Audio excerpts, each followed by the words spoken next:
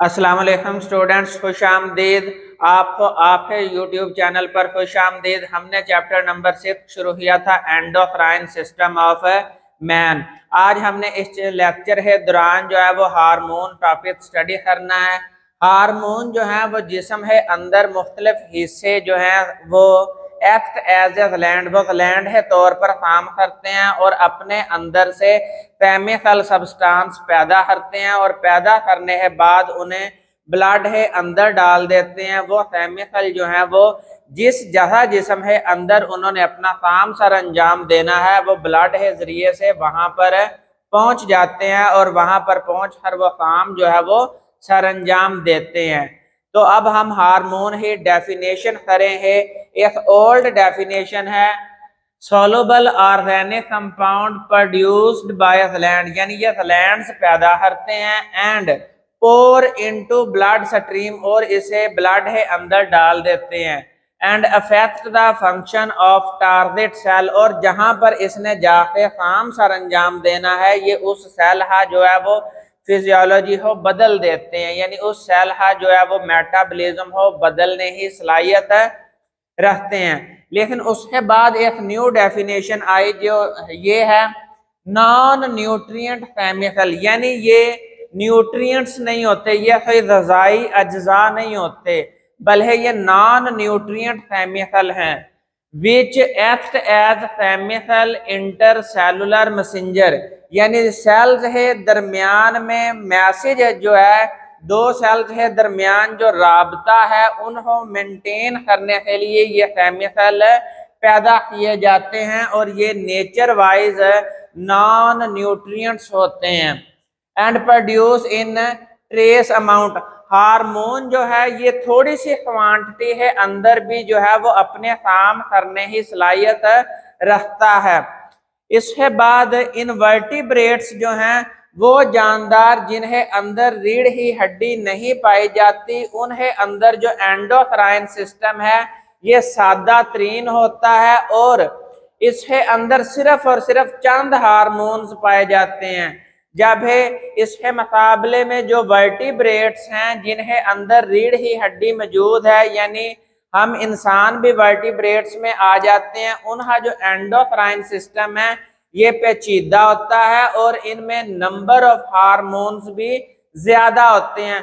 मिसाल के तौर पर इंसानों के अंदर 50 से जायद हार्मोन ही जो है वो शनाख्त हो चुकी है और ये पास्ट पेपर में MCQ भी आ चुका है।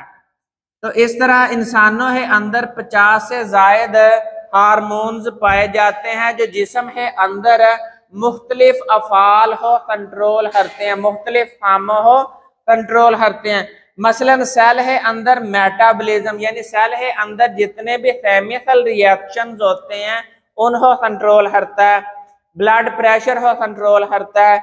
इसके अलावा होम्योस्टेसिस, यानी सेल है अंदर या ऑर्गेनिज्म है जिस्म है अंदर जो वाटर और साल्ट ही कंसंट्रेशन है उसे बरकरार रखता है।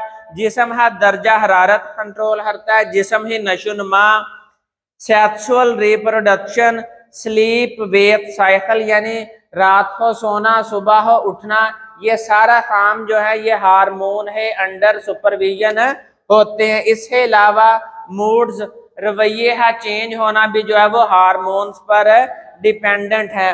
अब हमने पढ़ना hormone as a chemical messenger, यानी हार्मोन ही जो फितरत है नेचर है वो केमिकल है, यानी ये केमिकल से मिलके बने होते हैं और ये इफेक्टिव होते हैं इन लो कंसंट्रेशन, यानी थोड़ी सी क्वांटिटी है अंदर भी इतनी सलाहियत होती है कि वो अपना काम जो है वो सरंजाम दे सके।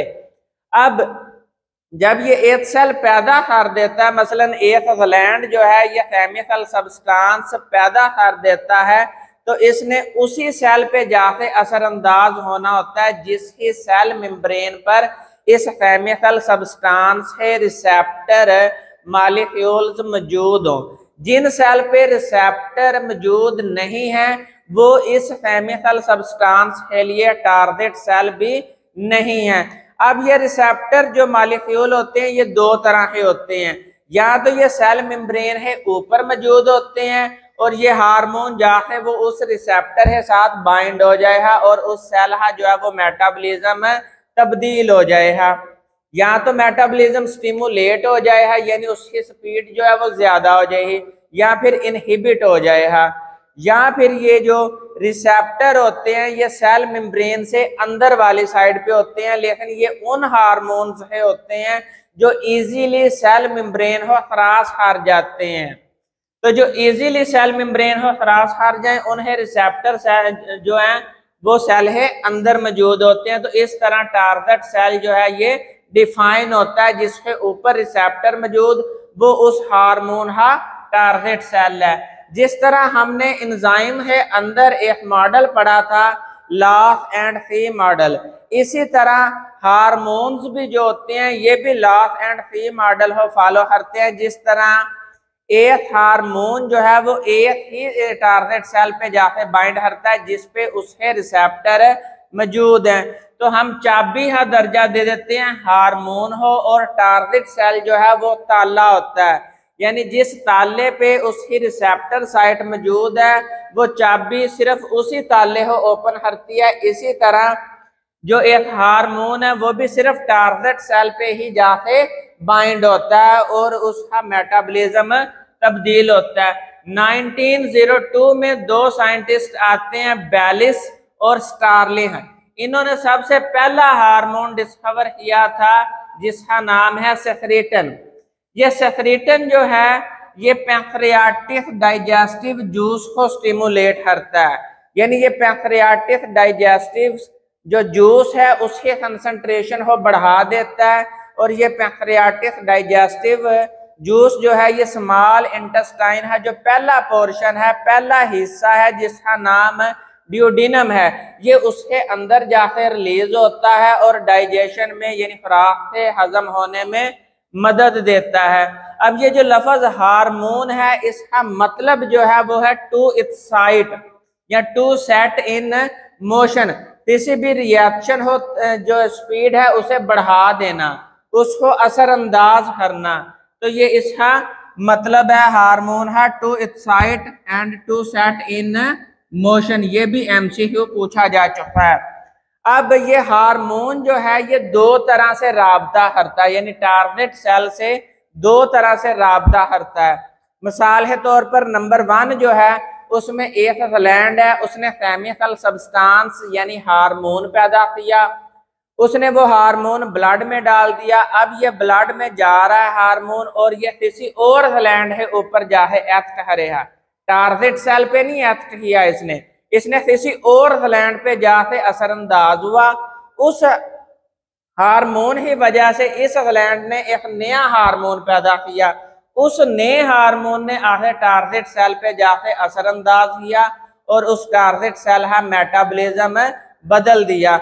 मिसाल के तौर पर पिट्यूटरी ग्लैंड ने एक हार्मोन रिलीज किया, थायराइड स्टिमुलेटिंग हार्मोन, और इसे ब्लड में डाल दिया। अब ये थायराइड स्टिमुलेटिंग हार्मोन जो है वो ब्लड के जरिए से पहुंचा थायराइड ग्लैंड पर, और थायराइड ग्लैंड ने एक और हार्मोन थायरॉक्सिन पैदा किया और उस थायरॉक्सिन ने जाके जो है वो टारगेट सेल हो जाके उसके मेटाबॉलिज्म पर असर डाला। तो ये एक कम्युनिकेशन यानी राबते का एक जरिया है। दूसरा जरिया ये है कि आप जो सेल केमिकल प्रोड्यूस कर रहा है, हार्मोन प्रोड्यूस कर रहा है, उसने बराए रास्त टारगेट सेल पे जाके असरअंदाज हुआ और उसका मेटाबॉलिज्म बदल दिया। मिसाल के तौर पर पैंक्रियाज ने एक हार्मोन पैदा किया इंसुलिन। ये इंसुलिन किसी और ग्लैंड पे एक्ट करने की बजाय इसने ब्लड के जरिए से पहुंची और लीवर इसका टारगेट सेल है, और लीवर के साथ मसल, लीवर जो है ये भी एक ऑर्गन है और मसल्स भी जो है वो भी बंडल ऑफ सेल्स यानी वो भी ऑर्गन ही हैं। तो ये उस पे जाके एक्ट करेगा और उसका जो मेटाबॉलिज्म है उसे तब्दील कर देगा। अब इंसुलिन का क्या काम है, ब्लड है अंदर ग्लूकोज है लेवल को मेंटेन करना। तो ये इंसुलिन जो है ये अपना काम सर अंजाम देगी। तो ये दो मेथड हैं जो सेल्स के दरमियान राबते के लिए एंडोक्राइन सिस्टम जो है वो इस्तेमाल करता है। अब केमिकल नेचर यानी ये जो हार्मोन्स होते हैं ये मुख्तलिफ चीजों से बने हुए होते हैं। मिसाल के तौर पर पहला जो है वो है steroid hormone. Adrenal cortex, testis, ovaries से जो हार्मोन प्रोड्यूस होते हैं ये स्टीरॉयड इन नेचर होते हैं, यानी ये लिपिड्स डेरिवेटिव होते हैं, लिपिड्स से माखूज होते हैं, लिपिड्स से बने हुए होते हैं। इनमें जो हार्मोन आ जाता है उनमें मिसाल के तौर पर कार्टिसोन, एल्डोस्टेरोन, एस्ट्रोजन और प्रोजेस्टेरोन है। अब नंबर 2 पे जो हार्मोन आ जाते हैं वो है प्रोटीनेशियस हार्मोन, यानी ये प्रोटीन्स से बने हुए होते हैं, पॉलीपेप्टाइड्स से बने हुए होते हैं। इनमें जो हार्मोन है उनके नाम है सोमैटोट्रोफिक हार्मोन, थायरोट्रोफिक हार्मोन और गनेडोट्रोफिक हार्मोन। इसके बाद है नंबर 3 पे कैटेकोलामाइन। ये जो कैटेकोलामाइन है इसमें 2 हार्मोन्स आ जाते हैं, एड्रीनालिन और नॉर एड्रीनालिन। इसके बाद नंबर 4 पर आ जाते हैं अमाइनो एसिड्स डेरिवेटिव। वो हार्मोन जो अमाइनो एसिड से बने हुए होते हैं उनका नाम है अमाइनो एसिड डेरिवेटिव। और मिसाल के तौर पर इसमें आ जाते हैं थायरोक्सिन हार्मोन जो थायराइड ग्लैंड पैदा कर रहा है। इसके बाद नंबर 5 है पेप्टाइड हार्मोन। ये भी पॉलीपेप्टाइड इन नेचर होते हैं और इसमें हार्मोन जो है वो है melanocyte stimulating hormone, oxytocin hormone, vasopressin hormone, calcitonin hormone और पैराथॉर्मोन हार्मोन। तो यहाँ पर हमारा जो टॉपिक हार्मोन है ये कंप्लीट होता है। मैं एक दफा साइड पे हो रहा हूँ, स्क्रीनशॉट ले लें। नेक्स्ट वीडियो में नेक्स्ट टॉपिक के साथ हाजिर हैं, उतनी देर के लिए इजाजत दें। फी अमानिल्लाह।